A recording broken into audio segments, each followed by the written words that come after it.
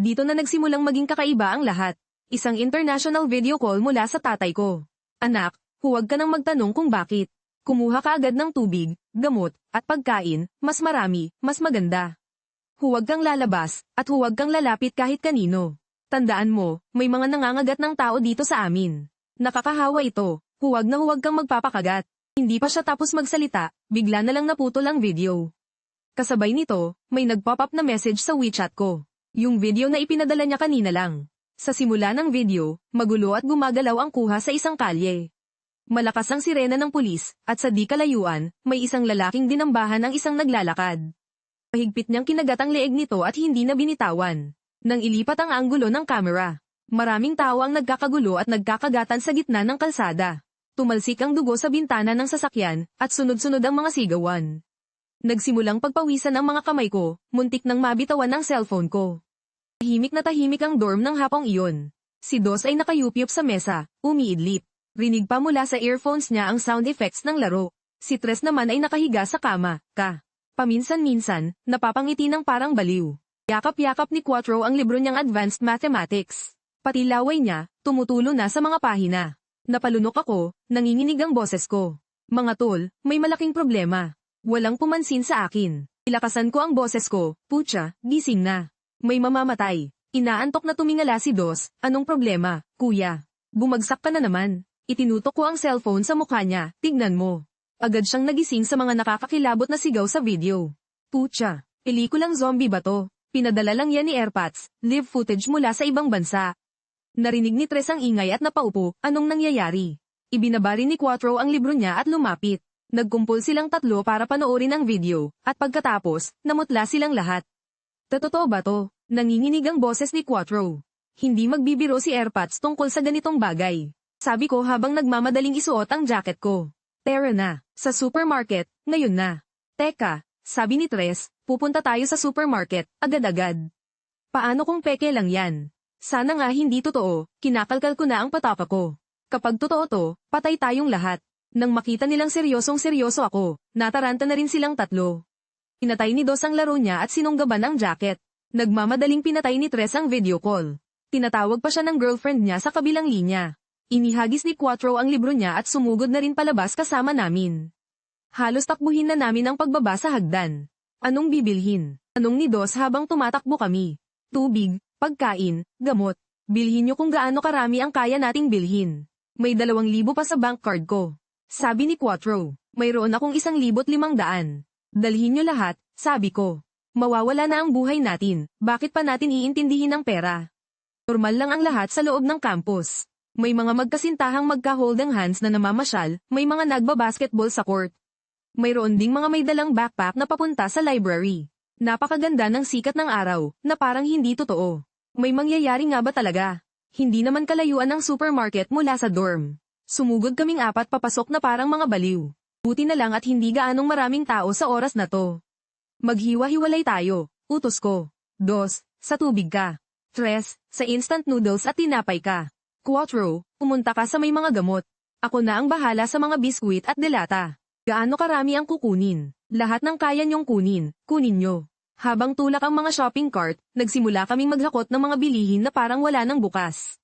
Sunod-sunod na kahon ng mineral water ang isinalansan namin sa cart. Kahit anong flavor ng instant noodles, basta makita namin, kinukuha na namin. Mga biskwit, delata, tsokolate, mga energy bar. Sa section ng mga gamot, lahat ng gamot sa sipon, anti-inflammatory, band-aid, at betadine ay inilagay ni Quattro sa basket niya. Pinagtitinginan kami ng may pagtataka ng ibang mga customer.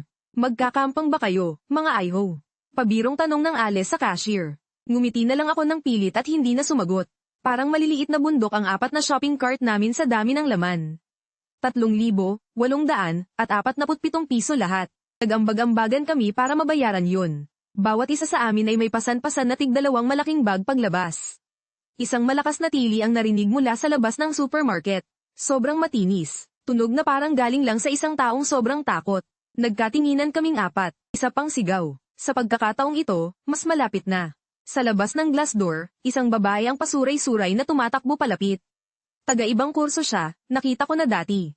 Hawak-hawak niya ang kanyang leeg, tumatagas ang dugo sa pagitan ng kanyang mga daliri. Tulong, tulong. Tinulak niya ang pinto at pumasok, habang sinusundan ng isang lalaki. Teka, hindi siya isang normal na lalaki. Ang kanyang mga mata ay namumula sa dugo, at may bula ng dugo sa gilid ng kanyang bibig. Umungol na parang isang mabangis na hayop. Nadapa sa sahig ang babae. Dinamba siya ng lalaki at sinakmal sa balikat. Nagla pa. Ang tunog ng laman at dugo. Biglang nagkagulo ang buong supermarket.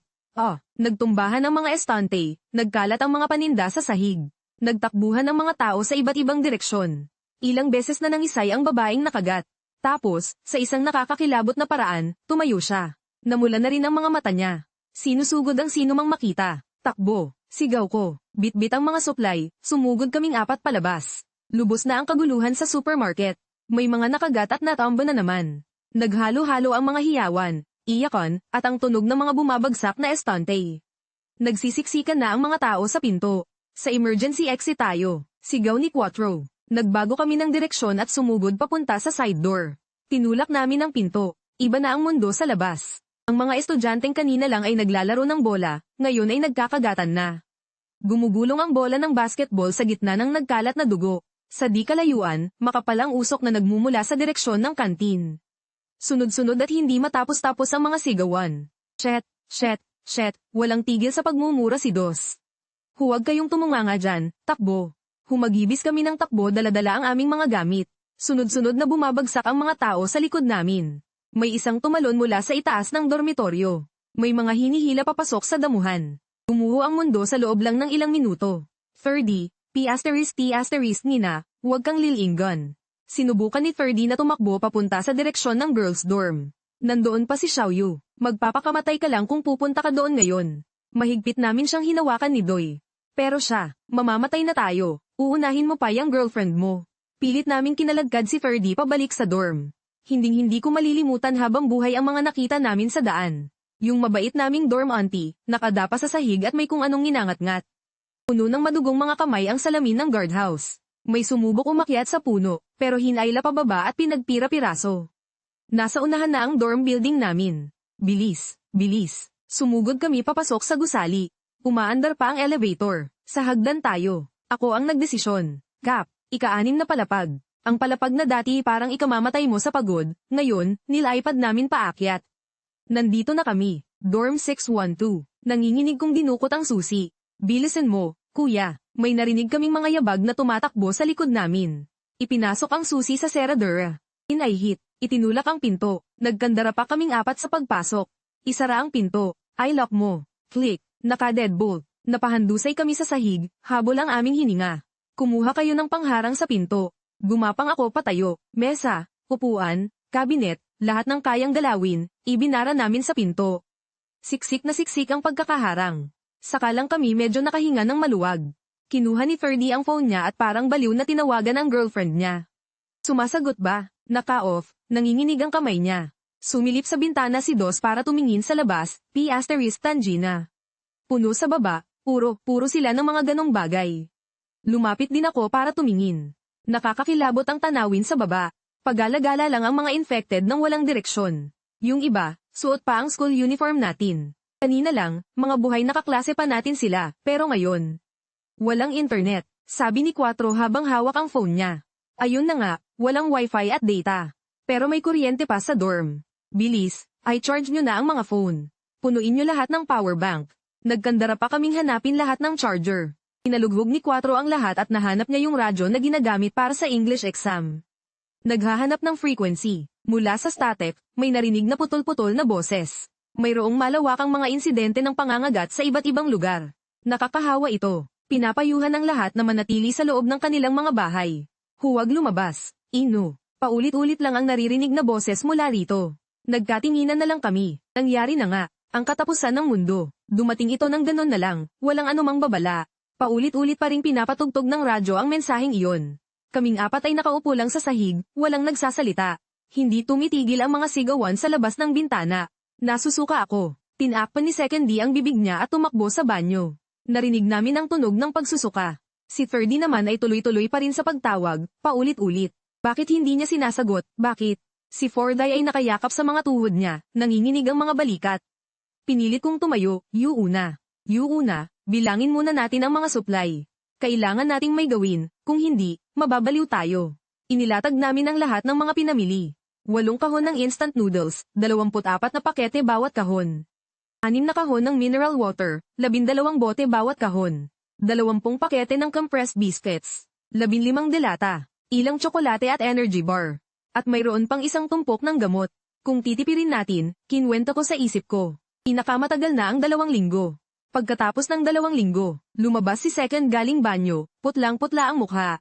Hindi ako makasagot. Pagkatapos ng 2 linggo, may darating para sagipin tayo, o kaya naman. Hahanapin ko si Xiaoyu. Biglang tumayo si Third. Nababaliw ka na ba? Hinawakan ko siya para pigilan. Mag-isa lang siya sa dorm, siguradong takot na takot yon. Kung lalabas ka ngayon, para ka na ring nagpakamatay. Kahit na, pupunta pa rin ako. Iwinaksi niya ang kamay ko. Lumapit din sina Second at Fourth para awatin siya. Kumalma ka. Kayo ang kumalma, P** Tangina. Girlfriend ko yun. Namumula ang mga mata niya, at nagngangalit ang kanyang mga kamao. Ilang segundo kaming nagkatitigan, tapos bigla siyang napaupo. Napasabunot sa buhok at humagulgol. Bakit naging ganito? Kahapon lang, magkasama pa kaming kumakain. Walang sino man sa amin ang nakakaalam kung paano siya aaluin. Dahil lahat kami ay natatakot. Takot na takot. Pagsapit ng dilim, bukas pa rin ang ilaw sa dormitoryo. Hindi namin magawang patayin ang ilaw. Ang mga ungol mula sa ibaba ay mas malinaw sa gabi. Minsan-minsan, may maririnig ding tunog ng nababasag na salamin. Walang sino man sa amin ang may ganang kumain. Tulog na tayo. Makakatulog pa ba? Mapait na ngumiti si Second D. Pero umakyat pa rin kami sa aming mga kama. Habang nakahiga, nakatitig lang ako sa kisame. Paulit-ulit sa isip ko ang mga nakita ko kaninang hapon. Panlalapa, ang itsura ng pagbagsak ng babaeng iyon. Ang mga matang namumula sa dugo ng lalaking iyon. Kapag ipinipikit ko ang aking mga mata, mas lalong lumilinaw ang imahe. Agad kong iminulat ang mga mata ko. Hindi ko dapat isipin. Mababaliw na ako. Kuya, sa gitna ng dilim, narinig ang boses ng pang-apat. HMM, mabubuhay pa ba tayo? Matagal akong nanahimik. Oo, siguradong kakayanin natin. Hindi ko alam kung pinapakalma ko ba siya, o ang sarili ko. 3:00 ng madaling araw. May narinig kaming malalakas na kalabog ng pinto sa pasilyo. Kalabog, kalabog, kalabog. May tiyempo. Para bang may kumakatok. Nagising kaming 4. Walang sino man sa amin ang nangahas na umimik. Ang pagkatok ay papalapit ng papalapit mula sa malayo. Isa-isang kinakatok ang bawat kwarto. Papalapit ng papalapit, rinig na rinig ko ang kabog ng sarili kong dibdib. Tok, tok, hanggang sa umabot sa kwarto sa tabi namin. Tapos, sinundan iyon ng isang malakas na pagbagsak. May sumigaw mula sa kabilang kwarto. Boses ng tao. Tulong. Huwag kayong lumapit. Parang awa nyo na, buksan nyo ang pinto. Tulungan nyo ko. Pagbasag ng salamin. Isang nakakakilabot na sigaw. Pagkatapos, biglang tumahimik ang lahat. Nagpatuloy ang pagkatok. Nasa tapat na ng pinto namin. Tok, tok, tok. Kinagat ko ang kumot para hindi ako makagawa ng ingay. Umuugoy ang kama ng pangalawa, nanginginig siya. Matapos ang ilang katok, tumigil ito. Dahan-daang papalayo ang mga yabag. Hindi kami makahinga sa sobrang takot. Hanggang sa magumaga. Kinabukasan, tumagos ang sinag ng araw sa siwang ng kurtina. Kung hindi lang dahil sa mga ungol at sigaw sa ibaba, aakalain mong isa lang itong ordinaryong araw. Kailangan kong kumain ng kahit ano. Sabi ko sa sarili ko. Pinunit ko ang isang pakete ng instant noodles. Kinain ko ng hilaw.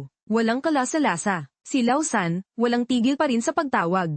Huwag ka nang tumawag, payo ni Lao sa kanya, magtipid ka ng baterya. Paano kung buksan niya ang phone niya? Alam naming lahat na maliit ang tsansa. Pero walang sino man sa amin ang nagsalita.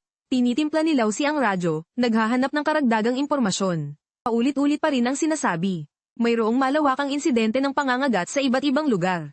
Tanghali, may narinig kaming mga yabag na tumatakbo mula sa itaas. Pagkatapos ay ang tunog ng isang mabigat na bagay na bumagsak.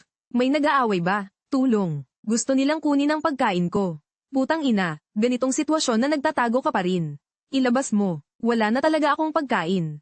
Isang malakas na kalabog. Isang nakakapangilabot na sigaw. Pagkatapos, tumahimik na. Nagkatinginan na lang kami. Ang pagbagsak ng pagkatao ay mas mabilis pa sa aming inaasahan. Pangalawang araw pa lang, pero may mga nagsisimula ng mangagaw. Pag-ulong na sinabi ni Lauer. Hindi ba't masyado na tayong maingay? Oo nga, kahapon, ang dami nating pinamili, siguradong may nakakita. Kailangan nating patibayin ang pinto. Sabi ko, nagbuhat pa kami ng mga gamit para iharang sa pinto. Pero pakiramdam ko, hindi pa rin sapat para maging ligtas. 3 araw, mas mabilis maubos ang mga supply namin kaysa sa inaasahan. Mas madaling magutom kapag kinakabahan. Kahit hindi naman gaanong gumagalaw, laging gustong kumain. Malakas din akong uminom ng tubig. Sa wakas, sumuko na rin sa pagtawag yung pangatlo. Nakaupo siya sa tabi ng bintana, nakatulala. Minsan, kinakausap niya ang sarili, siguradong nagtatago lang yun. Di ba? Sigurado. Binuksan ulit nung pangalawa yung laro niya. Sobrang lakas ng volume. Pwede bang hinaan mo ng kaunti? Napakunot noo yung pang-apat. Hindi pwede. Hindi man lang nag-angat ng tingin yung pangalawa. Alam kong ginagamit niya yung laro para mamanhid. Katulad nung pang-apat na walang tigil sa pagtingin sa mga litrato ng pamilya niya. Bawat isa sa amin, may kanya-kanyang paraan ng pagkasira. Ika-4 na araw, may narinig kaming ingay mula sa kabilang kwarto. Hindi yung kwarto kahapon, sa kabila naman. May umiiyak, isang pigil na pag-iyak, sorry, paus at pautal-yutal. Nakakapangilabot pakinggan. Pagsapit ng gabi, tumigil ang pag-iyak. Ika-5 araw, bumalik na naman ang pagkalabog sa pinto. Hindi na ito katok, talagang sinisira na. Buksan niyo ang pinto, alam kong nandyan kayo sa loob. Nakita ko kayong bumili ng mga gamit. Bigyan niyo kami kahit kaunti. Nakikiusap ako sa inyo, mga kaklase namin sa baba. Pamilyar ang boses, parang taga-student council. Mamamatay na kami sa gutom. Kahit kaunti lang, palakas ng palakas ang pagkalabog sa pinto. Hindi kami ng ahas sumagot, P*** ng asterisk na. Nagkukunwari kayong walang tao, ha? Maghintay kayo, masisira ko rin yung pinto ninyo. Narinig namin ang mga yabag na papalayo. Pero naiwan na ang banta. Sa wakas, bumigay na si Tres. Lalabas ako. Sumugod siya sa pinto. Kaming tatlo, dumagan kami para pigilan siya. Itawan niyo ako. Huminahon ka. Hindi ko kayang isipin na mag-isa lang siya sa labas. Baka, patay na siya, hindi na natapos ni Dos ang sasabihin niya. Sinuntok siya ni Tres sa mukha. Nagbugbugan silang dalawa. Nagkandagulo kami ni Cuatro sa pag-awat. Tama na. Putanjay na. Tama na. Sa huli, bagsak kaming 4 sa pagod. Nakasandal si Tres sa pader, tahimik na lumuluha. Yun ang unang beses na nakita ko siyang umiyak ng ganoon katindi. Siya na laging nakangiti, ngayon ay parang isang bata. Sorry, sabi ni Dos habang tinatakpan ang mukha. Kasalanan ko. Pinunasan ni Tres ang kanyang mga luha. 4 na malalaking lalaki, siksikan sa isang tabi. Wala nang nagsalita, magulo na ang mundo sa labas. Ang tanging magagawa namin ay ang mabuhay. Ika-6 na araw, nauubos ang pagkain ayon sa plano, pero masyadong mabilis maubos ang tubig. Hanggang 2 bote lang bawat tao sa isang araw. Ako ang nagtakda ng patakaran. Hindi ka naman mamamatay sa uhaw, sadyang mahirap lang tiisin. Nagsimulang magbalat ang mga labi namin. Nakahanap si Cuatro ng lip balm, at pinagpasahan namin. 4 na matitipunong lalaki, iisang lip balm lang ang ginagamit. Kung sa normal na panahon, siguradong katatawanan ito. Ngayon, wala ni isa sa amin ang may ganang tumawa. Patahimik ng patahimik ang pasilyo. Hindi ko alam kung kumonti na ang mga tao, o kung nagtatago na lang silang lahat. Paminsan-minsan, may naririnig kaming bumubukas na pinto. Dahan-dahan. Tapos, nagmamadaling mga yabag. May mga taong sumusugal na lumabas para maghanap ng gamit. Hindi kaya dapat na rin tayo. Hindi itinuloy ni Dos ang sasabihin. Maghintay pa tayo, sabi ko. Pero alam ko sa sarili ko na darating din ang panahon na haharapin namin to. Hindi magtatagal ang mga supply.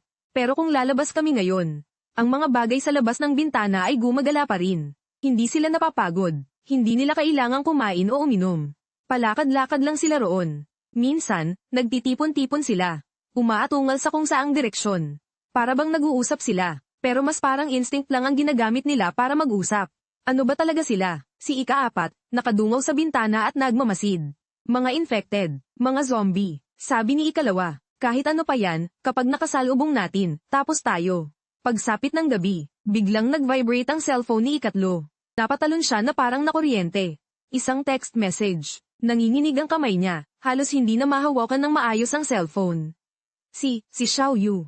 Lumapit kaming lahat sa kanya. Ilang salita lang ang nasa text, okay lang ako, huwag kayong mag-alala.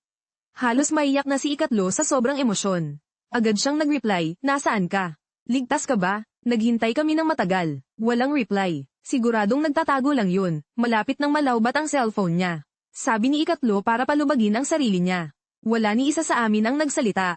Ang text message na yun. Mali ang timing. Malinaw na matagal nang nawala ang network. Pero nang makita namin ang mga mata ni Ika-3 na puno ng pag-asa. Wala ni isa sa amin ang nagkaroon ng lakas ng loob na sirain iyon.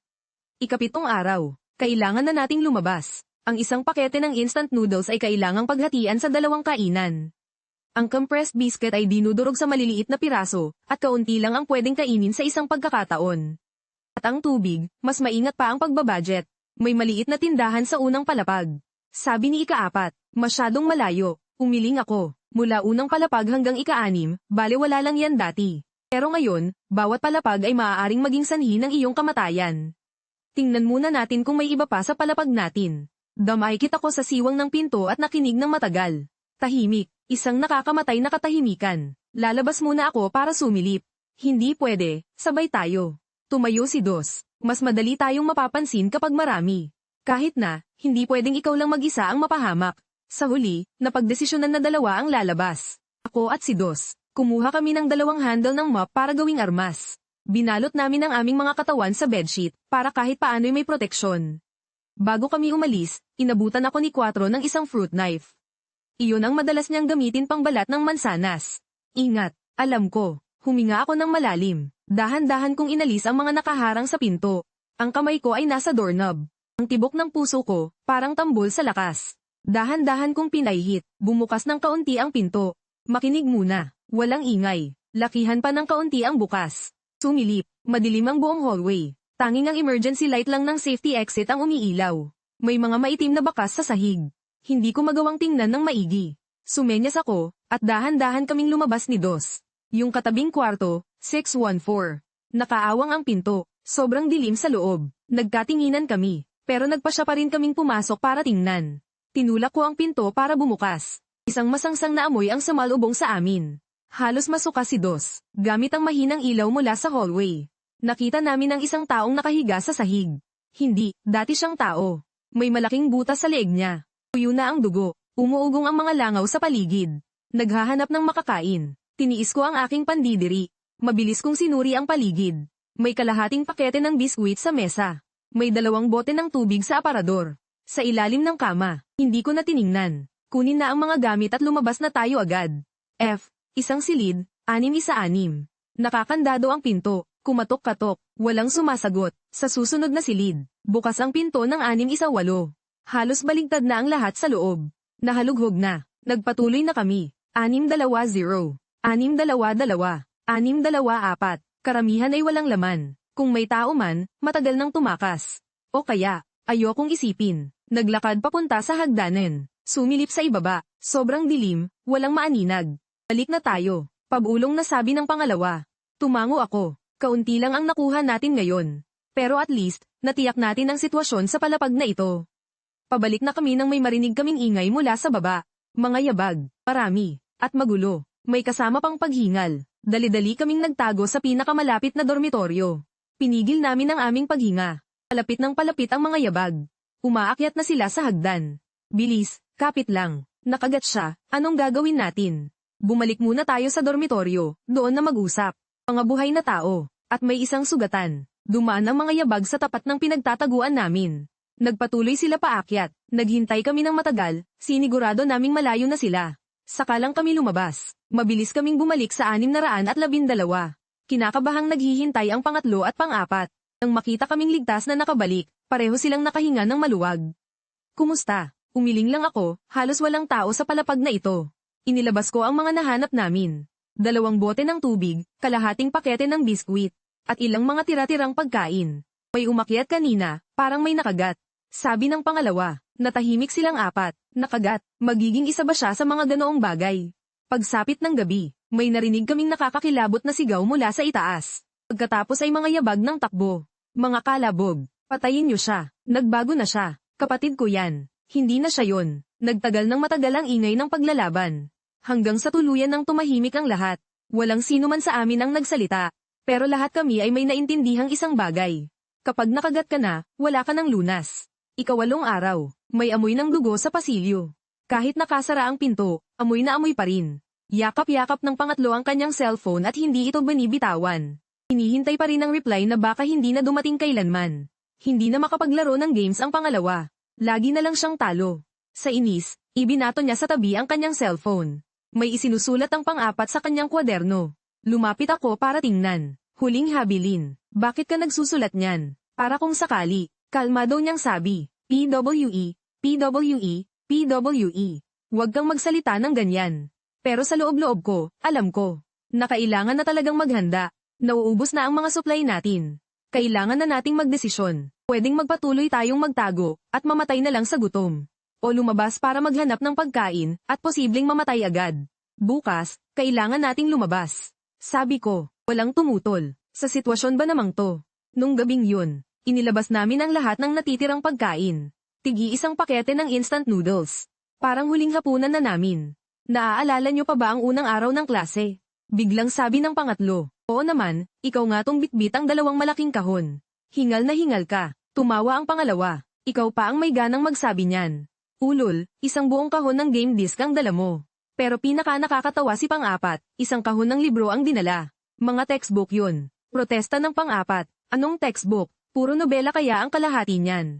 Nagtawanan silang apat, pero habang tumatawa, bigla na lang silang lahat na nahimik. Kung makakaligtas tayo, sabi ko. Dapat sabay-sabay tayong gagraduate. Tugtong ng pangalawa. Andiyan na yung graduation trip, sabi ng pangatlo. Kahit mag-master o doctorate pa tayo. Dagdag ng pang-apat. Usapan na. Nagpatong-patong ang apat na kamay namin. Gaya noong freshman year, pagkatapos ng unang salo-salo natin. Magkakapatid habang buhay. Pero ngayon, gaano pa kaya kahaba ang habang buhay? Kinaumagahan ng ikasyam na araw. Nagsimula kaming maghanda. Pinunit namin ang mga kubrekama para gawing tela, at itinali sa aming mga braso at binti. Para hindi kami makalmat, tigi-isang tubo ng mop, tinalian namin ng fruit knife ang dulo gamit ang tape. Isang simpleng sibat, nakahanap si Fort ng ilang bateng walang laman. Anong ilalagay? Alkohol. Naghalongkat siya sa first aid kit at naglabas ng isang bote. Sindihan tapos si Haggis, baka sakaling ma-distract sila. Isinukbit ni Second ang backpack, para paglagyan ng mga makukuha natin. Si Third naman, nakatitig pa rin sa cellphone niya. Wala ng baterya. Itim na ang screen. Tinitigan niya ito ng tulala sandali, bago niya isinilid sa bulsa. Tara na. Sa pagkakataong ito, sabay-sabay na silang apat. Walang saysay na may magbantay pa, halos wala na rin namang gamit na natitira. Dahan-daang binuksan ang pinto. Madilim pa rin sa hallway. Mas matindi na ang amoy ng dugo. Ako ang mauuna, si Second ang sa huli. Tingnan muna natin ang ibang mga palapag. Itinulak ang pinto ng hagdanan para bumukas. Isang masangsang na amoy ang samalubong. Sa hallway ng ikalimang palapag, may ilang bangkay na nakahandusay. Ang iba ay halatang kinagat hanggang mamatay. Ang iba naman, mukhang pinatay mismo ng tao. Ingat sa tinatapakan. Malagkit ang sahig. Hindi ako makatingin sa ibaba. Bukas na bukas ang pinto ng kwartong 514. Sa loob, may mga senyales na hinalungkat na ito. Pumasok kami at naghanap sa paligid. Walang-wala. Tuloy lang. 516. 518, 520. Karamihan ay nahalungkat na. Paminsan-minsan, may nakikita kaming mga naiwan. Isang pakete ng atsara, kalahating bote ng coke, ilang pirasong candy. Lahat ay kayamanan na. Punta tayo sa 4th floor. Desisyon ko. Nag-iingat kami ng husto sa pagbaba ng hagdan. Sa bawat hakbang, nakikiramdam muna kami kung may gumagalaw. Mas malala ang sitwasyon sa ika-4 na palapag. Halos bawat kwarto ay may mga bakas ng labanan. May mga madugong marka pa ng kamay sa dingding. Sa room 426, nakakita kami ng ilang pagkain. Nakatago ang instant noodles sa loob ng unan. Ang galing niyang magtago, sabi ni Ipagpatuloy ang paghahanap, at sakto noon, may narinig kaming mga yabag mula sa ibaba. Maraming tao, at may mga nag-uusap pa. Tapos na sa 2nd floor, punta na tayo sa 3rd floor. Dahan-dahan lang, kahapon si Old Wang at ang grupo niya ay napahamak sa 3rd floor. Alam ko, ibang mga survivor, sa tunog pa lang, parang 4 o 5 tao sila. Nagmadali kaming humanap ng mapagtataguan. Pumasok kami sa pinakamalapit na room 420 para magtago. Bahagyang nakabukas ang pinto. 4 kaming nagsisiksikan sa likod ng pinto. Halos hindi kami makahinga. Papalapit na ang mga yabag paakyat. Isa-isahin ang mga kwarto. Huwag mag-iwan ng kahit isa. Boss, masyadong mabagal to. Hayaan mong mabagal, mas mabuti na yan kaysa mamatay tayo. Nagsimula sila sa kabilang dulo ng hallway. Tunog ng pagbukas ng pinto. Tunog ng paghahalungkat. Papalapit ng papalapit. 418. Ang bilis ng tibok ng puso ko, parang lalabas na sa dibdib ko. Puro pawis ang mga palad ko. Hinigpitan ni ang hawak sa kanyang sibat. Kinapa ko ang kutsilyo sa aking baywang. Kapag natagpuan kami, kailangan naming lumaban hanggang sa huli. Huminto ang mga yabag sa labas ng pinto. Mismong sa tapat ng pinto ng room 420. Nahanap na ba itong kwarto na to? Mukhang wala. Sige, pasukin natin para tingnan. Lagot, sininyasan ko ang mga kasama ko. Humanda sa pakikipaglaban. Dahan-daang itinulak ang pinto hanggang sa bumukas ng bahagya. Isang kamay ang pumasok. Sa mismong sandaling iyon, isang malakas na ingay ang narinig mula sa ibaba. Ang tunog ng nababasag na salamin. Tapos ay isang sigaw. Anong nangyayari? Bilis, tingnan nyo. May mga nagmamadaling yabag na bumaba ng hagdan. Matagal kaming nakatayo sa likod ng pinto. Lumabas lang kami nang sigurado kaming nakalayo na sila.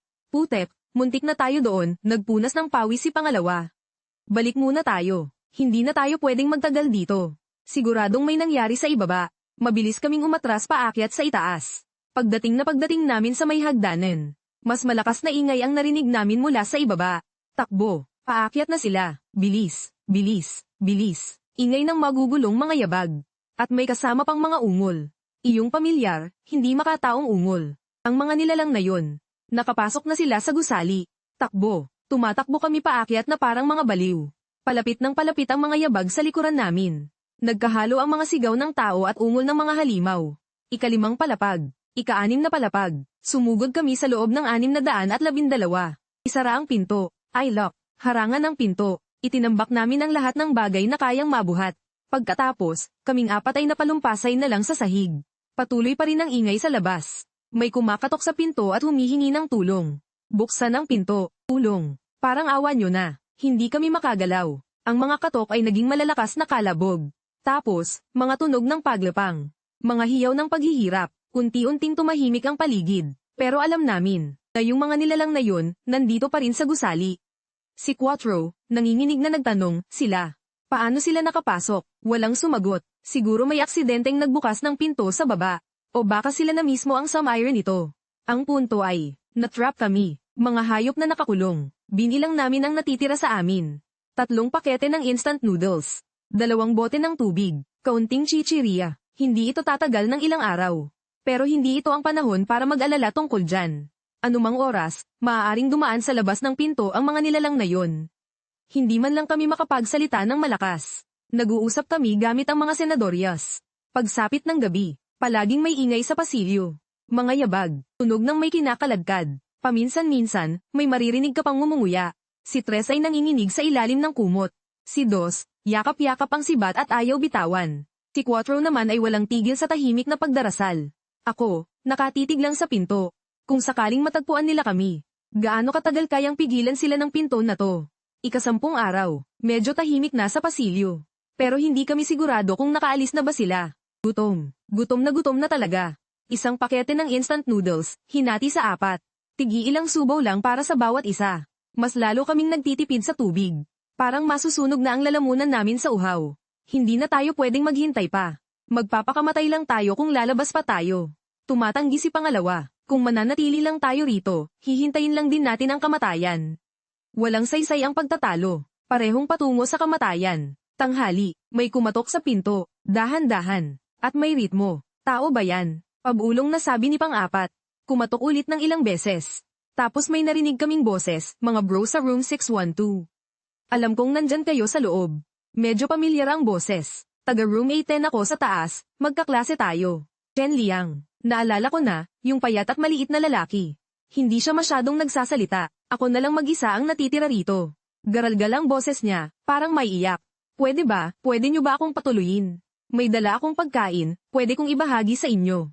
Nagkatinginan kaming 4. Bubuksan ba natin ang pinto? Nagsasalita pa rin si Chen Liang sa labas ng pinto. Hindi ko na talaga kaya. Totoong-totoo ang desperasyon sa boses niya. Tumingin sa akin si pang-4, paano kung? Umiling ako. Hindi tayo pwedeng basta-basta magtiwala kahit kanino. Pero sinisimulan ng alisin ni pang-3 ang mga nakaharang sa pinto. Anong ginagawa mo? Hininaan ko ang boses ko. Kaklase natin siya, sabi ni pang-3. Ano ngayon? Hindi natin siya pwedeng hayaang mamatay. Kumampi na rin si pangalawa kay pang-3, saka may pagkain daw siya. 3 laban sa 1, wala akong nagawa kundi pumayag. Pero kinakabahan pa rin ako, tanungin muna natin ng maigi. Mula sa kabilang pinto, nagtanong ako, mag-isa ka lang? Oo, ako lang mag-isa. Mabilis na sagot ni Chen Liang. Hindi ka nakagat? Hindi, sobrang maingat ako. Paano mo nalaman na nandito kami? Ako, nakita ko kayong bumibili ng mga supply noon. May punto. Ipasok mo muna ang pagkain. Sige. May ilang pakete ng biskwit na ipinasok sa siwang sa ilalim ng pinto. Binuksan namin ng bahagya ang pinto. Lalong pamayat si Chen Liang. Lubog ang mga mata, at balbas sarado. Totoo ngang siya lang mag-isa. Dali, pasok. Sumiksik siya papasok, halos lumuhad. Salamat sa inyo. Hinaranggan ulit naming maigi ang pinto. Lima kaming nakaupo sa sahig. Medyo alanganin ang sitwasyon. Nasaan ang mga kasama mo sa dorm? Tanong ni Third. Nagdilim ang mukha ni Chen Liang. Wala na silang lahat. Paano sila nawala? Natahimik siya sandali noong ikatlong araw. Sabi ni Panganay, lalabas daw siya para maghanap ng pagkain. Pero hindi na siya nakabalik. Hindi na nakapaghintay si Second at si Third, kaya lumabas na rin sila. Tapos, nakabalik si Second, pero lumunok siya, nakagat siya. Napasinghap kaming lahat. Nagmakaawa siya na huwag namin siyang paalisin. Sabi niya walang mangyayari. Naawa kami. Kinagabihan, nagbago na siya. Napatay niya sa kagat si Third. Tumakbo palabas si Fourth para humingi ng tulong, pero hindi na rin siya nakabalik. Ako na lang ang natira. Sa huli, napaiyak na siya. Inapak ni Fourth ang balikat niya, tapos na yan. Pinunasan ni Chen Liang ang kanyang mga luha. Ilang araw na akong nagkulong sa taas. Naubos na ang lahat ng pagkain. Ngayon, wala na talaga akong magawa, kaya bumaba ako para subukan ang swerte ko. Hindi ko inaasahan na ganoon karami pala sa hallway. Kinilabutan siya. Paano ka nakarating dito? Tanong ni Second. Gumapang ako sa mga paamano ng bintana. Mula sa ika-8 palapag, gumapang ka hanggang sa ika-6. Wala tayong magagawa, puno ng mga yun ang pasilyo. Talagang nagsumikap siyang mabuhay. May inilabas na namang pagkain si Chen Liang mula sa kanyang bag. Ito na ang lahat ng natitira sa akin. Paghatian na ninyo. Ilang pakete ng compressed biscuits at ilang tsokolate. Hindi marami, pero malaking tulong sa gitna ng kagipitan. Salamat, sabi ko. Tipid siyang ngumiti, ako dapat ang magpasalamat sa inyo. Sa pagdating ni Chen Liang, medyo gaman ang pakiramdam. May dala siyang balita mula sa mga itaas na palapag. Halos wala ng buhay sa ika-8 at ika-9 na palapag. May iilan pa sa ika-7 palapag, pero ayaw nilang magbukas ng pinto. Sa ika-10 palapag, may titser daw, pero hindi ko pa siya nakikita. Mahalaga ang impormasyon. At least, nalaman naming may iba pang nakaligtas sa gusaling ito. Sabi pa ni Chen Liang, narinig ko sa radyo, na may mga lugar daw na nagtayo ng safe zone. Talaga, bigla kaming lahat na excite. Mukhang totoo nga, nasa labas daw ng syudad. Mahigit 40 kilometro mula rito. 40 kilometro. Kung normal ang sitwasyon, kalahating oras lang yan sa biyahe. Pero ngayon, parang napakalayo na. Paano tayo makakapunta roon? Tanong ni Kailangan nating humanap ng paraan para makakuha ng sasakyan. Pero ang daming halimaw sa labas. Natigil ang usapan. Pero at least, may pag-asa na. Pagsapit ng gabi, nagsisiksikan kaming 5 sa loob ng dormitoryo. Sa sahig natulog si Chen Liang. Mukhang nakatulog siya agad. Pero ako, hindi ako makatulog. May pakiramdam akong may mali. Masyadong buo ang kwento ni Chen Liang. Sobrang kumpleto, na parang pinaghandaan na niya. At saka, yung tingin niya sa amin. Hindi ko maipaliwanag. Basta kakaiba ang pakiramdam ko. Hating gabi, nagkunwari akong tulog. Bahagya kong iminulat ang mga mata para magmasid. Umikot ng higa si Chen Liang. At dahan-daang umupo. Anong ginagawa niya? Sa tulong ng liwanag ng buwan mula sa labas. Nakita ko siyang kumuha ng isang maliit na notebook. At nagsimulang magsulat at gumuhit. Anong ginuguhit niya? Parang, layout ng kwarto. Minsan-minsan ay tumitingin din siya sa mga higa natin. May itinatala siya. Biglang kumabog ng malakas ang dibdib ko. May mali sa taong to. Kinabukasan, palihim kong sinabi kay Lausi. Naramdaman din ni Lausi na may hindi tama. Lagi siyang nagtatanong kung saan nakalagay ang mga gamit. At napansin mo ba, sobrang linis ng damit niya. Oo nga, 10 araw na tayong nasa itaas, paanong naging ganoon kalinis yan? Obserbahan muna natin. Sabi ko, hindi natin siya pwedeng gulatin. Si Chen Liang ay naging napakasipag. Nagpresenta siyang maghanap ng mga supply. May alam akong ilang lugar na posibleng may pagkain. Masyadong delikado, sabi ni Lausan. Pero hindi tayo pwedeng tumunganga na lang dito at hintayang maubos ang lahat. May punto siya, pero ayokong kumilos siya ng mag-isa. Sasama kami, mas madali tayong mapapansin kapag marami tayo. Agad niyang sinabi, mas ligtas pa rin yun kaysa mag-isa. Sa huli, napagdesisyonan na ako, si Lauer, at si Chen Liang ang aalis. Bago kami umalis, palihim kong sinenyasan si Lausi. Mag-ingat ka sa pagbabantay. Bahagya siyang tumango. Dahan-dahan naming binuksan ang pinto. Ang pasilyo ay puno ng masangsang na amoy. Nangingitim na ang mga mantsa ng dugo sa sahig. Ang mga pader ay puno ng mga kalmo. Naunang maglakad si Chen Liang. Sumunod kayo sa akin, alam ko kung saan ligtas. Mukhang pamilyar nga siya sa lugar. Nakaiwas kami sa ilang mapanganib na lugar. Nakarating kami sa ika-5 palapag. Dito, tinuro niya ang 523. Itinulak niya ang pinto, nahalughog na ang loob. Kakaiba, may mga gamit pa rito kahapon. Bulong ni Chen Liang. Tuloy sa paghahanap, habang naghahalongkat kami. Biglang nagsalita si Chen Liang, makinig kayo. May ingay ba sa labas? Nagkatinginan kami ni Tol. May mga yabag nga sa labas. Bilis, magtago tayo. Pabulong na sabi ni Chen Liang. Nagtago kami sa likod ng aparador. Palapit ng palapit ang mga yabag. Biglang sumugod palabas si Chen Liang. Nandito. Nandito sila. Ano? May ilang taong sumugod papasok. Lahat sila ay may dalang armas. Sila yun, ninakaw nila ang mga gamit ko. Sabi ni Chen Liang habang nakaturo sa amin. Sa isang iglap, naintindihan ko ang lahat. Isa itong patibong. Buwisit, dinampot ni Tol ang sibat. 5 sila, 2 lang kami. Ibigay niyo ang pagkain. Galit na sabi ng pinuno nila. Asa ka. Nagsimula na ang gulo. Naging magulo ang lahat. Matapang si Tol, hinarap niya ang 2 ng mag-isa. Buong lakas ko ring iwinasiwas ang aking sibat. Pero mas marami sila. Unti-unti kaming dehado. Sa mga sandaling iyon, may mga ungol na umalingaw-ngaw sa pasilyo. Yung mga yun, naakit sila sa ingay ng laban. Takbo, nagpanik ang lahat. Naunang tumakbo palabas si Chen Liang. Tapos, bigla siyang sumigaw. May isang infected sa pinto na kumagit sa braso niya. Tulungan niyo ko. Walang tumulong sa kanya. Lahat sila tumatakbo para iligtas ang sarili. Sinamantala namin ni ikalawa ang gulo para tumakbo paakyat. Tuloy-tuloy ang mga sigawan sa likod namin. Hindi rin nakatakas yung mga magnanakaw. Kumari pa kami ng takbo pabalik sa 612. Agad namang binuksan ni ikatlo at ikaapat ang pinto. Nasaan si Chen Liang? Niloko tayo ng gagong yun. Humihingal si ikalawa. Ikinwento niya ang lahat ng nangyari kanina. Sa galit, nagmura si ikatlo. Sabi ko na nga ba't hindi natin dapat siya tinulungan? Wala nang magagawa kung pag-uusapan pa yan ngayon. Sabi ko, kahit patay na si Chen Liang. Nalaman na ng iba kung nasaan tayo. Alam ng ibang tao na may mga supply sa 612. Kailangan na nating umalis. Hindi na tayo pwedeng maghintay pa. Kabanata 6, Pagtataksil. Ayusin na ang mga gamit. Dalhin ang lahat ng kayang dalhin. Saan tayo pupunta? Tanong ni ikatlo. Umalis muna tayo sa building na to. Hindi naligtas sa labas. Kahit patay na yung mga taong dinala ni Chen Liang dito. Sinong nakakaalam kung may iba pang darating?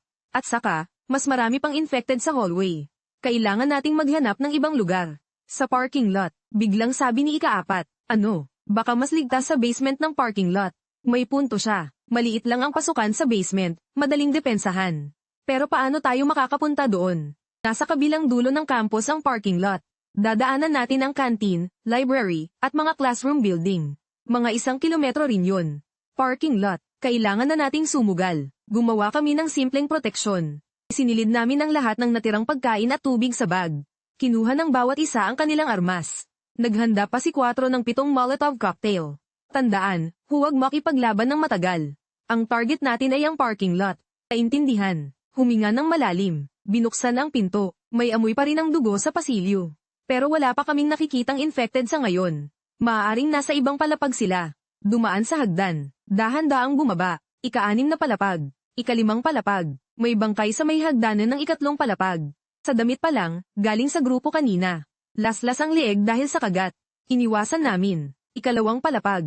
Lobby ng unang palapag. Mula sa salaming pinto, tanaw ang labas. Nakakasilaw ang sikat ng araw. May mga infected na pagala-gala. Hindi gaanong marami, pero hindi rin naman kaunti. Anong gagawin natin? Tanong ni Dos. Hintayin nating lumayo sila ng kaunti. Pero matagal kaming naghintay. Hindi talaga umaalis ang mga yun. Hindi na tayo pwedeng maghintay pa. Sabi ni 4. Kahit anong oras, pwedeng may bumabang infected mula sa itaas. Sugod. Ako ang naunang nagtulak ng pinto para bumukas. Tumama ang sikat ng araw sa mukha ko. Gaano nakatagal mula noong huli akong nasikatan ng araw. Pero walang oras para mag-emote. Isang infected ang nakakita sa amin. Sumisigaw ito habang sumusugod. Sinibat ito ni Dos. Sa pool sa dibdib. Pero gumagalaw pa rin ito. Sa ulo. Sumigaw ako. May napatumba akong isa. Bumagsak. Mas marami pang infected ang naakit na lumapit. Takbo. Kaming 4 ay tumakbo para iligtas ang aming mga buhay. Parami ng parami ang mga ungol sa likuran namin. Dumaan kami sa kantin. Basag ang mga salaming pinto. Napakadilim sa loob. Hindi kami nang ahas pumasok. Inikutan namin ang maliit na plaza sa harap ng library. May ilang infected na pagala-gala. Nang makita kami, agad silang sumugod. Dito, itinuro ni Fourth ang isa pang daan. Papunta iyon sa gym. Kahit malayo, mas kaunti naman ang infected. Tuloy-tuloy lang sa pagtakbo. Parang sisubog na ang mga baga namin. Ang bigat ng mga binti namin na parang may tingga. Pero hindi pwedeng huminto. Ang paghinto ay kamatayan. Sa wakas, natano na rin namin ang parking lot. Bukas ang gate. Sobrang dilim sa loob. Ang daan papuntang basement ay nasa gilid. Kumari pa kami pababa sa rampa. At tama nga, mas kaunti ang mga infected sa basement. Iilan lang. Tinapos namin sila. Humanap kami ng isang sulok. Kaming apat ay napasalampak sa sahig. Habol namin ang aming hininga. Tang ina. Muntik na tayong maubos doon. Putol-putol na sabi ni Second. Hindi rin ako makapagsalita. Sobrang nakakakaba. Medyo matagal din bago kami kumalma. Sinimulan naming tingnan ang paligid. Malaki ang underground parking lot. Nahahati ito sa 3 area, A, B, at C. Nasa malapit kami sa pasukan ng Area A. Hanapin muna natin kung may sasakyang pwedeng gamitin. Maghiwa-hiwalay tayo, pero huwag masyadong lumayo. Karamihan ng mga sasakyan ay nakalock. Yung iba, basag ang bintana, pero wala na ang kotse. Mukhang may nauna nang kumuha. Dito, sigaw ni Tres. Isang van. Bukas ang pinto, at nandito pa ang susi. Aandar kaya, sinubukan ni Dos. Ayaw mag-start. Walang karga ang battery. Sayang. Nagpatuloy kami sa paghahanap. Nakahanap pa kami ng ilan. Pero laging may kulang, walang susi, o walang gasolina. O di kaya'y sira mismo ang makina. Mukhang kailangan na nating mag-ayos. Sabi ni Quatro. Pero wala namang marunong sa atin magkumpuni ng sasakyan. Dito na muna tayo manatili. Iyon ang naging desisyon ko. At least, mas ligtas dito kaysa sa gusali sa itaas. Naghanap kami ng isang tagong sulok. Pinalibutan namin ito ng mga kung ano-anong gamit. Ito na ang nagsilbing pansamantalang base namin. Binilang namin ang mga natirang gamit. Ang pagkain ay sapat na lang para sa 3 araw. At mas kakaunti pa ang tubig. Bukas, kailangan na naman nating lumabas para maghanap. Pero pagod na kami ngayong araw. Magpapahinga muna kami. Pagsapit ng gabi, naging napakatahimik sa loob ng parking lot. Paminsan-minsan, may maririnig na tunog ng tumutulong tubig. Nagsimula na namang isipin ni Lawson ang girlfriend niya. Siguradong hinihintay niya ako. Walang umimik. Alam ng lahat na malabo ang pag-asa. Matulog na tayo. Sabi ko, magpalitan tayo sa pagbabantay. Ako muna ang magbabantay. Habang nakaupo sa dilim, marami akong naisip. Bago maguno ang mundo, mga exam pa ang pinoproblema ko. Ngayong iniisip ko, nakakatawa pala. Anong silbi ng grades, ng internship, ng kinabukasan? Wala na lahat. Ang natitira na lang ay ang mabuhay. Ang mabuhay ang siyang lahat. 2:00 ng madaling araw. Pinalitan ako ni Lauer sa pagbabantay. Nakahiga ko pa lang, nang may narinig akong ingay sa malayo. Mga yabag, may tao, SSHHH. Sumenya si Lauer na tumahimik kami. Gising na kaming lahat, pinigilan namin ang aming paghinga. Palapit ng palapit ang mga yabag. May kasama pang boses ng nag-uusap. Tingnan natin dito, mag-ingat ka. 2 tao, isang sinag ng flashlight ang dumaan sa direksyon namin. Agad kaming yumuko, mukhang walang tao. Hanapin pa natin. Tanda ko maraming nakaparadang sasakyan dito. Naghahanap sila ng sasakyan. Unti-unting lumayo ang mga yabag. Nakahinga kami ng maluwag, pero may isang bagay itong ipinapahiwatig. Hindi lang tayo ang nasa parking lot na to. May iba pang survivors. Kinabukasan, kailangan nating makahanap ng magagamit na sasakyan. Hindi tayo pwedeng manatili lang dito. Nahati kami sa 2 grupo. Sabi ko, kami ni pangalawa ang pupunta sa Area B. Sina pangatlo at pang-4 ang magbabantay sa base. Mas malayo sa loob ang Area B. At mas madilim. Dahan-dahan kaming sumulong. Sinuri namin ang bawat posibleng sasakyan. Sa wakas, isang SUV, mukhang bago. Pinwersa naming buksan ang pinto. Walang susi. Kaya bang i-hotwire? Tanong ni pangalawa. Subukan natin. Nakita ko na to dati sa mga pelikula. Hinayla ko ang ilang mga wire. At pinagdikit-dikit. Nagkaroon ng kislap. Pero walang reaksyon. Buwisit. Sinubukan ko ulit. At doon mismo, may narinig kaming boses sa likuran. Huwag kayong gumalaw. Lumingon kami. May 2 lalaking nakatayo roon. May hawak na mga tubong bakal. Sila yung 2 kagabi. Sa inyo ba ang kotse? Tanong ng isa sa kanila. Hindi. Sinabi ko ang totoo. Mas madali pala kung ganun. Nagkatinginan sila. Ay lapag nyo ang mga bag. Ano? Pagkain at tubig, ay lapag nyo lahat. Mga holdapper na naman. At bakit naman? Hinigpitan ni pangalawa ang hawak sa kanyang sibat. Dahil dito, iwinasiwas ng kausap namin ang hawak niyang tubong bakal. 2 lang kayo, mangho-hold up pa. Sapat na ang 2. Napakatindi ng tensyon. Sa sandaling iyon, may narinig na mga yabag ng paa na tumatakbo mula sa malayo. Maraming tao, boss, nahanap na namin sila. Anong sitwasyon? May dumating pang 5 o 6 na tao. Kilala ko yung leader nila. Ang student council president. Dito lang pala kayo nagtatago. Ngumisi siya. Ilang araw ko na kayong hinahanap. Kaya pala yung 2 kanina ay mga taga-Matiag lang. Ibigay nyo ang mga gamit, at hahayaan namin kayong mabuhay. 7 o 8 sila, 2 lang kami. Wala kaming laban. Wala naman kaming masyadong gamit. Sinubukan kong makipag-usap. Tama na ang Saturday. Isang pamalo ang hamampes sa akin. Mabilis akong umilag. Nagsimula na ang laban. Ang tapang ni Lauer.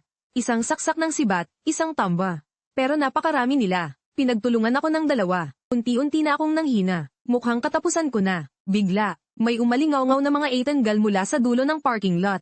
Napakaraming Eitangal. Mga infected. Ewan kung saan sila sumulpot. Nangingitim sa dami. Takbo. Ang student council president ang unang tumakbo. Nataranta na rin ang iba. Nagkanya-kanya sila ng takbo.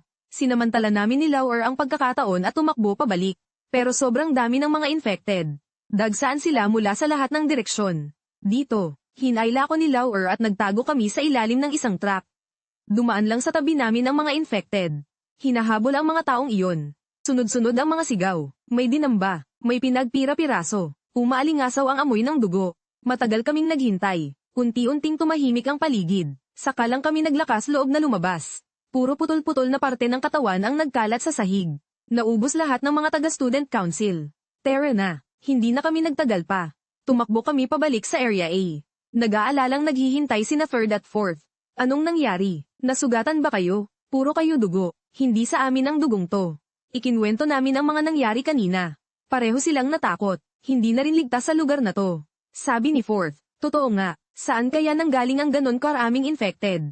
Baka may daanan palabas. Kailangan nating makahanap ng sasakyan at umalis agad. Pero saan tayo maghahanap? Biglang nagsalita si Ferd, may naisip akong lugar. Saan? Sa ibaba ng dormitoryo ng mga guro, dapat may mga sasakyan doon. Masyadong malayo, pero mas kaunti ang tao roon, baka mas ligtas. Wala na tayong mas magandang pagpipilian. Maghanda na tayo, aalis tayo bukas.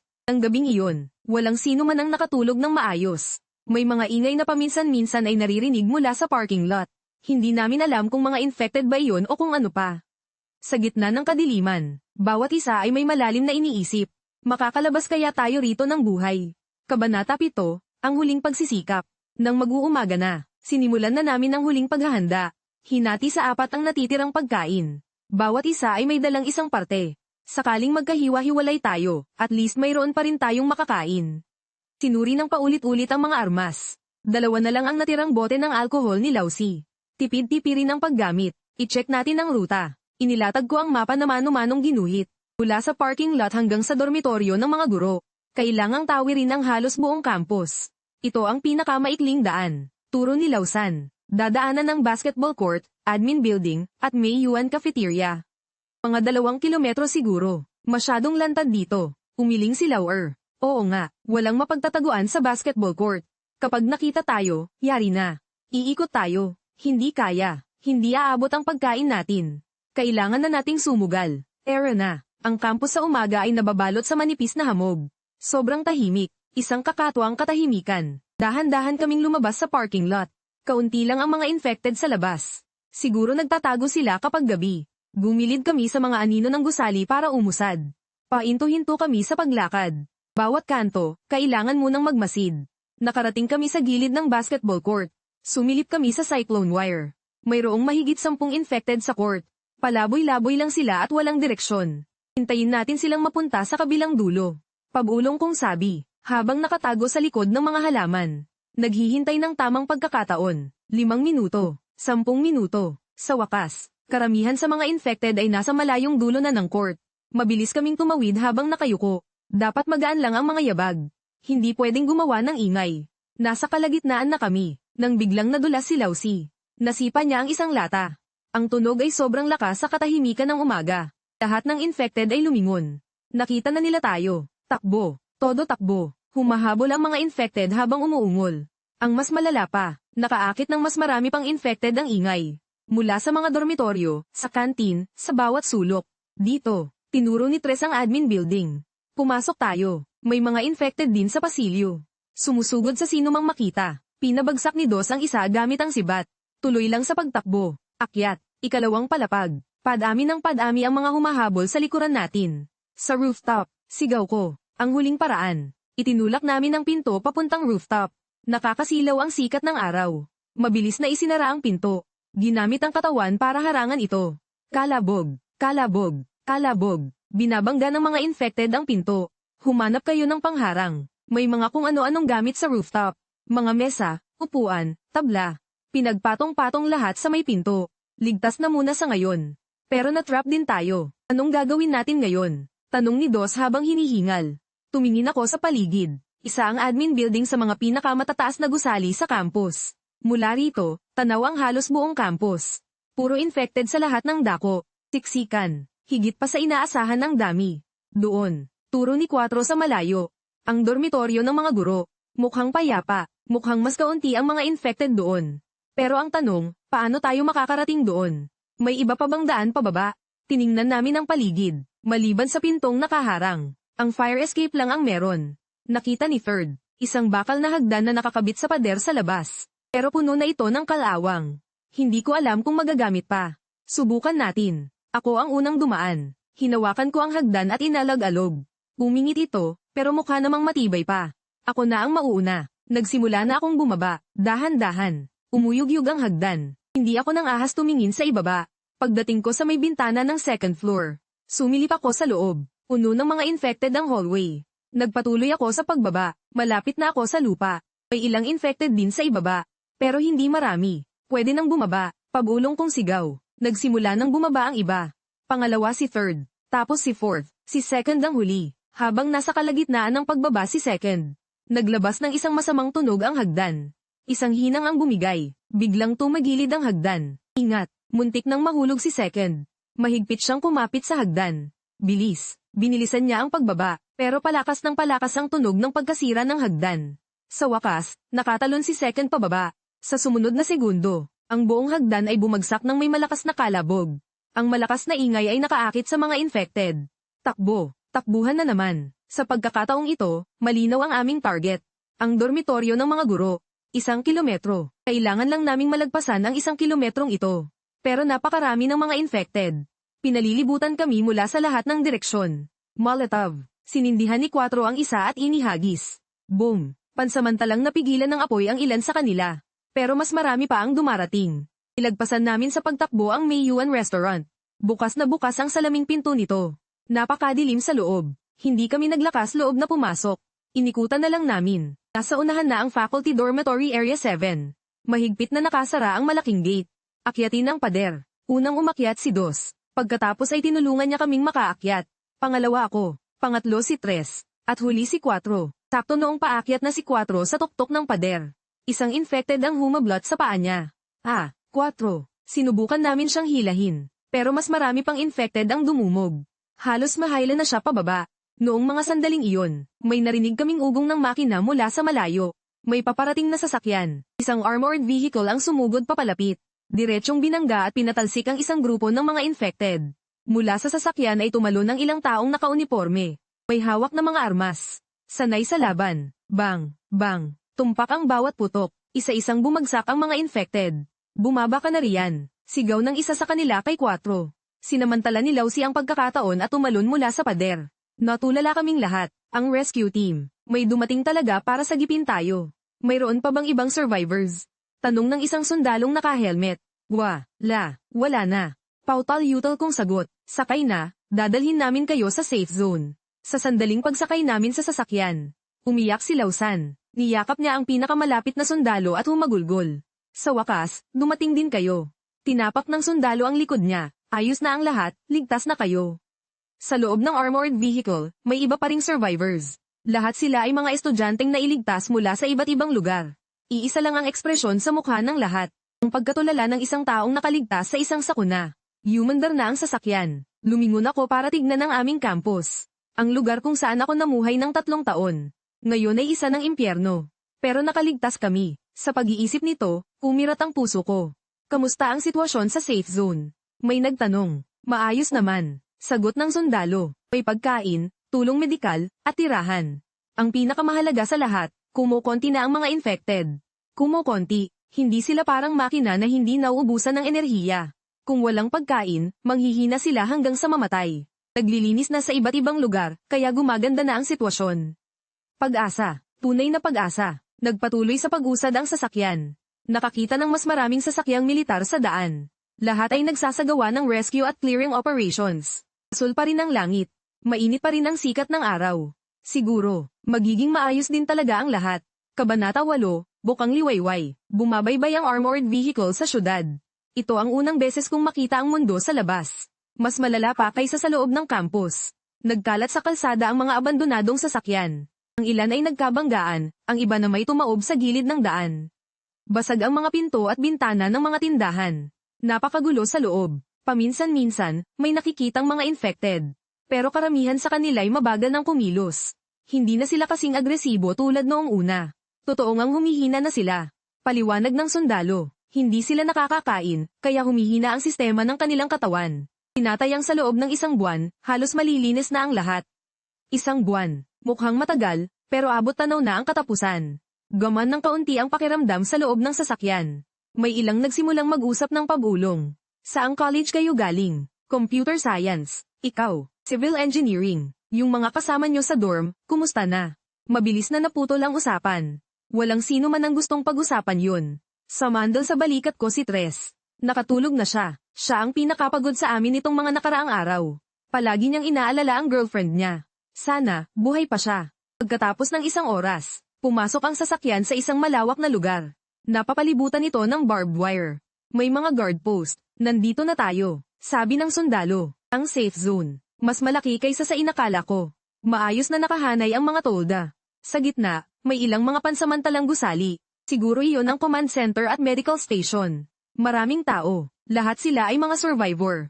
May mga matatanda, mga bata, mga estudyante, mga empleyado. Halos pare-pareho ang ekspresyon sa mga mukha ng lahat. Pagod, pero may pag-asa. Pumunta muna para magparehistro. Dinala kami sa isang tent. Maingat na itinala ng staff ang aming impormasyon. Pangalan, edad, ID number, contact details ng pamilya. Mayroon ba kayong mga special skill? Marunong akong mag-program ng kaunti. Sabi ko, nag-aral ako ng medisina. Sabi ni Forthy, mabuti yan, kulang na kulang kami sa mga medical personnel. Pagkatapos magrehistro, nakatanggap kami ng mga supply. Isang sleeping bag, 2 set ng damit, at mga pangunahing gamit panligo para sa bawat isa. At may pagkain. Totoong pagkain, hindi instant noodles at compressed biscuits. May kanin, may gulay, at may karne pa. Magpahinga muna kayo ngayon, bukas ay magkakaroon ng medical check-up. Sabi ng staff, na-assign kami sa Tent 15, Zone 7C. Para sa 6 na tao. May 2 tao na sa loob. Mga college student din. Nagbatian kami ng bahagya. Pagod ang lahat, kaya hindi na kami masyadong nag-usap. Oras na ng hapunan. Ang kainan ay isang malaking tent. Pumila para kumuha ng pagkain. Hindi gaanong karami, pero sapat na para mabusog. Mainit na pagkain. Halos maiyak ako. Gaano nakatagal mula noong huli akong kumain ng disenteng pagkain. Si Durday, kumakain habang nagpupunas ng luha. Putang ina, ang sarap. Oo nga, kahit simpleng potato stew na may karne lang. Langit na ang lasa. Pagkatapos kumain, naglakad-lakad muna kami sa loob ng safe zone. Mas maayos dito kaysa sa inaasahan ko. May mga nagpapatrolya para mapanatili ang kaayusan. May broadcast station para mag-anunsyo ng mga balita. May maliit na tindahan pa nga. Gamit ang work points para makipagpalit ng mga gamit. Simula bukas, pwede nang mag-sign up para sa trabaho. Wang-wang, pwedeng magbuhat, maglinis, o tumulong sa medical team. Mauwang-wang, ang trabaho ay may work points na pwedeng ipamalit sa mga dagdag na supply. Wang-wang, unti-unti nang bumabalik sa normal ang buhay. Pagsapit ng gabi, nakahiga sa loob ng sleeping bag. Pinakikinggan ang huni ng mga kulisap sa labas. Walang mga ungol, walang kumakalampag sa pinto, tanging katahimikan lang. Kuya, biglang sabi ng pangatlo, HMM, sa tingin mo, nasa isang safe zone din kaya si Xiaoyu? Oo, nandoon din yun. Sinabi ko ng buong kumpiyansa. Talaga, bukas, magtatanong tayo, kung may listahan ba sila ng iba pang mga safe zone. Medyo gaman ang loob niya. Nagsalita na rin ng pang-apat, gusto kong magbalita sa pamilya ko na ligtas ako. Bukas, siguro makakatawag na tayo. Sana bumalik na ang signal. Habang nag-uusap, nakatulog na silang lahat. Ito ang unang mahimbing na tulog namin sa loob ng mahigit 10 araw. Walang masamang panaginip. Kinabukasan, nagising kami sa anunsyo mula sa broadcast. Atensyon sa lahat ng residente. Ang almusal ay mula alas 7 hanggang alas 8 ng umaga. Magsisimula ang medical check-up ng alas 9, pumila po ayon sa inyong lugar. Pagbangon, nag-ayos, ginamit namin ang pampublikong banyo. Maraming tao, kailangang pumila. Pero walang nagrereklamo. Swerte na nga at buhay pa kami. Ang almusal ay lugaw at steamed bun. Mayroon ding atsara. Ang almusal ay lugaw at steamed bun. Mayroon ding atsara. Mayroon ding atsara. Mayroon ding atsara.